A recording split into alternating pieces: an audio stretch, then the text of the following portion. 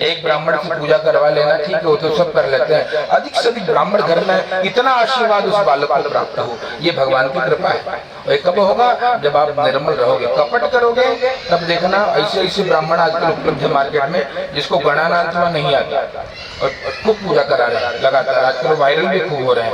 ऐसे ऐसे मंत्र निर्माता है वो, ये सब दूर से प्रणाम करते हैं, महाराज जी की जय हो।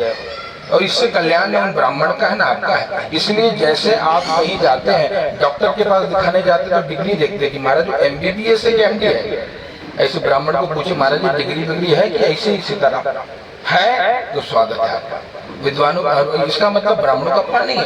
कोई भी ब्राह्मण धोती धारण कर ले, भोजन कराइए, खूब जप करवाइए, अच्छी बात है। पर ये कर्मकांड के लिए ब्राह्मणों के पास शिक्षा तो हो। हाँ, क्योंकि मंत्र कठिन है। भगवान कहते हैं भैया ब्राह्मण क्यों पूज्य है? कहते हैं भैया ब्राह्मण इसीलिए पूज्य है कि जो देवता है, दैवाधीनम जगत सर्वम, पूरा जो जगत है वो देवताओं के अधीन है। और मंत्राधीनश्च देवता, देवताओं मंत्र के अधीन है। और ते मंत्रा ब्राह्मणाधीनो, वो मंत्र ब्राह्मणों के अधीन है। तस्मात् ब्राह्मण पूज्यते, ऐसे ब्राह्मण को कोई चिंता नहीं करनी पड़ती।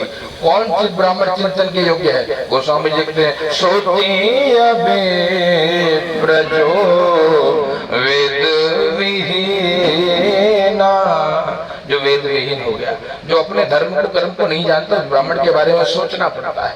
सोचना पड़ना मतलब उसको दर दर भटकना पड़ेगा, जीवन में तृप्ति नहीं मिलेगी, शांति नहीं मिलेगी। सबसे बड़ा ब्राह्मणों का धन ये नहीं है।